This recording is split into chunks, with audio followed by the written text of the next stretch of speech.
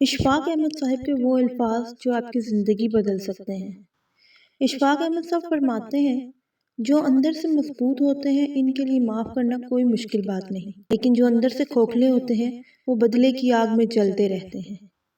جب زندگی کے معاملات اڑ جائیں تو سمجھ جاؤ کہ تم نے دوسروں کے معاملات اڑائے ہوئے ہیں۔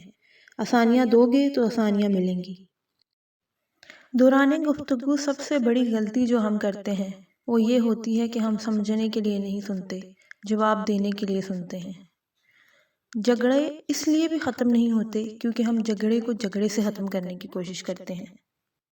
جب کوئی احمق شخص آپ سے رائے کا طلبگار ہوتا ہے تو اس کی آرزو یہ ہوتی ہے کہ آپ اس کو وہی رائے دیں جو اس کے ذہن میں ہے۔ برداشت کا امتحان اس وقت ہوتا ہے جب ہم اکثریت میں ہوتے ہیں، اور جرأت کا اس وقت جب ہم اقلیت میں ہوتے ہیں۔ افسوسناک بات یہ ہے کہ ہم نیکی اس وقت کرتے ہیں جب ہم برائی کے قابل نہیں رہتے۔ سفر لمبا ہو تو نفرتوں اور کدورتوں کا بوجھ اٹھا کر نہیں چلتے۔ انسان منزل پر نہیں پہنچ پاتا، پہلے ہی تھک جاتا ہے۔ اصل خیر یہ نہیں کہ کسی بھوکے کو 1 روپیہ دے کر اس کی مدد کر دی، بلکہ اصل خیر تو کسی بھوکے کو اس وقت 1 روپیہ دینا ہے جب تمہیں بھی ویسے ہی بھوک لگی ہو اور تمہارے پاس اس 1 روپے کے علاوہ کوئی روپیہ نہ ہو۔ اگر کوئی شخص تم سے مانگتا ہے تو اس کو دو۔ کیا تمہاری انا کے لیے یہ کم نہیں کہ اس نے اپنا دستے سوال تمہارے آگے دراز کیا؟ پھل نہ ڈالے کو لگتا ہے نہ مضبوط تنے کو، پھل تو لرزتی ہوئی عاجز سی شاخ کو لگتا ہے۔